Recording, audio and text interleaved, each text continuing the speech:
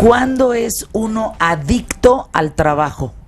Uy, Adriana Ortiz Barraza, de la Fundación de Psicoanálisis en México, eres psicoanalista de APTA.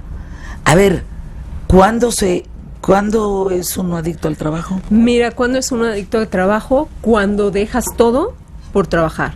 Nunca vas a las reuniones familiares, comes mal, no atiendes tus necesidades fisiológicas básicas inclusive, y entonces tampoco convives con tu familia por estar metido en el trabajo. Y para variar, si ya saliste de trabajar, te llevas más trabajo a casa. O sea, donde estés, trabajas. Así es, donde estés, trabajas.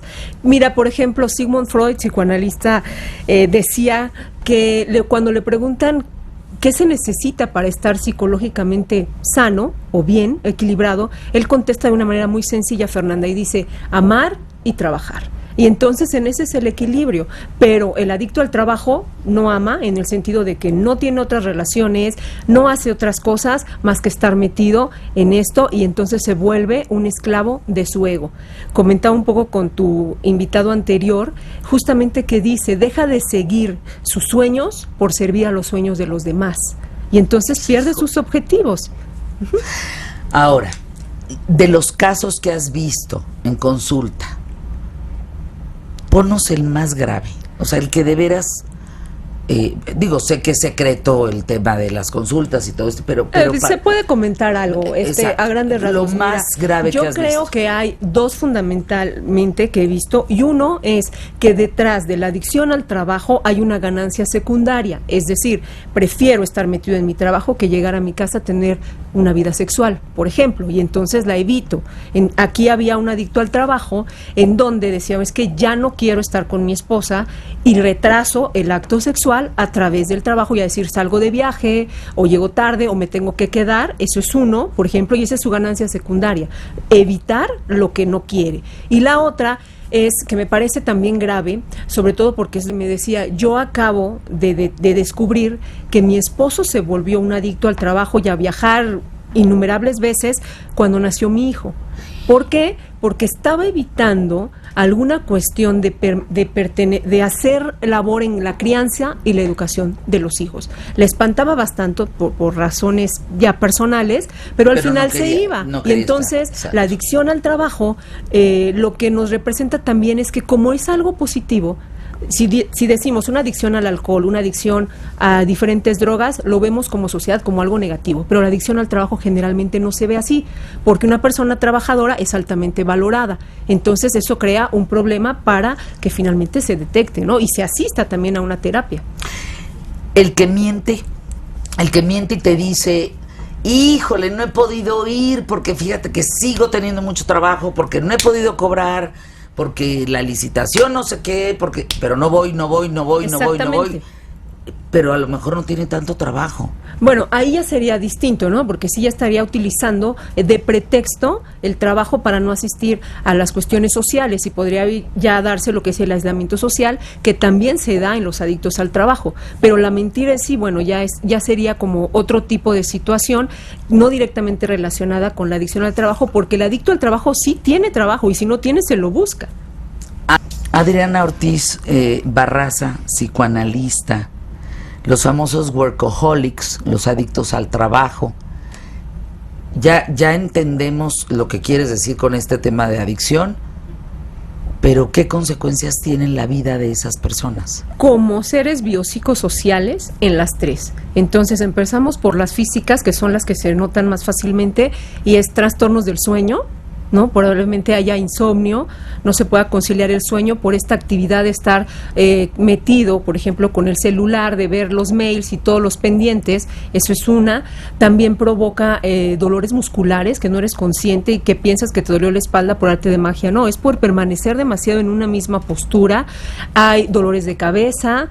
Está el síndrome de fatiga crónica, Fernanda, que ya cada vez es más común.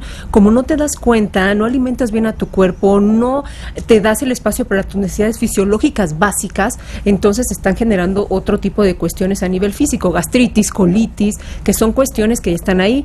A nivel psicológico hay mucha ansiedad, se vuelven personas más irritables, de poco contacto con los demás, y en el nivel social es esto también, esta parte del aislamiento, en donde la persona ya presenta poca tolerancia a tener otro tipo de relaciones o a permanecer en fiestas o reuniones familiares, y reciben además muchos reclamos por parte de los hijos, porque finalmente está sacrificando en esta sociedad capitalista el tener en lugar del ser.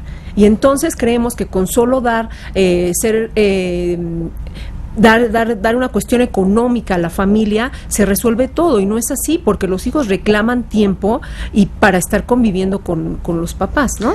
Ahora, si tú conoces a alguien así, uno puede acercarse a esa persona y decirle, oye, estoy viendo esto en ti. Claro, ya párale un poquito, ¿verdad? Porque no estás en el aniversario, es muy complicado por lo que decía inicialmente, porque generalmente los demás te van a decir, oye, ¿qué esposo tan trabajador tienes? ¿No? Y eso es altamente valorado, no lo van a ver como o que novia, o que esposa, amiga, o que exactamente, hija, ¿no? Exactamente. Entonces no es como una cualidad que se considere negativa, pero justo para los que nos están escuchando, si ya empiezan a ver mermada su vida en otras áreas, es momento de parar y de hacer una reflexión y decir, bueno, ¿qué estoy necesitando? Porque además está comprobado, Fernanda, que sería el workaholic sería el empleado ideal, entre comillas. Eso es a un corto, mediano plazo, pero después va a llegar el cansancio, después va a haber una baja en el rendimiento, la persona empieza a tener problemas en sus otras áreas, llegan a divorciarse, que también es una cuestión complicada que he visto en consultorio, divorciarse porque no está presente o hay cuestiones de infidelidad por lo mismo, y entonces finalmente pues están descuidando muchas áreas, ¿no? A mí me impresiona cómo aguantan esos cuerpos. Es decir, cómo el cuerpo de un workaholic que empieza tan temprano, son las 2 de la mañana y sigue. O sea, claro. ¿Qué pasa en eso? ¿De dónde sale tanta adrenalina, pues? Pero es en el momento, no es permanente, porque va a llegar esta parte de la fatiga, como decíamos. Inicialmente sí, y ¿sabes qué? Lo que sucede es que este tipo de personas empiezan a tomar como cuestiones, bebidas energéticas o algún tipo de fármaco que los está estimulando y que puede ser un riesgo grave para la salud, evidentemente. Conozco gente, sobre todo en el tema de gobierno. Exacto, sí. Es sí. Canijo, ¿eh? Sí. Se toman la pastilla para dormir, pero luego la pastilla para despertarse. Exactamente. Y luego la pastilla para que se me quite el hambre. Exacto. Pero luego la pastilla para que me dé hambre. Y es una empastadera, perdón, ¿eh? Y acabas de pegar en el punto clave. En vez de workaholic se debería de llamar powerholic. ¿Por qué? Porque estas personas tienen una relación directa con el poder, con el ego, y aquí hay muchos políticos, grandes empresarios, periodistas, que con esta situación de estatus que les da el trabajar en demasía, pues pasan este tipo de cosas que estás mencionando ahorita. Aguas, de verdad. ¿Tu teléfono, Adriana, para que regreses? Estamos a sus órdenes, sí, en Fundación APTA, en el 65 50 98 80, y nos pueden seguir en redes sociales igual como Fundación APTA. Nos encuentran en Facebook y Twitter, Fernanda. Gracias, mi querida.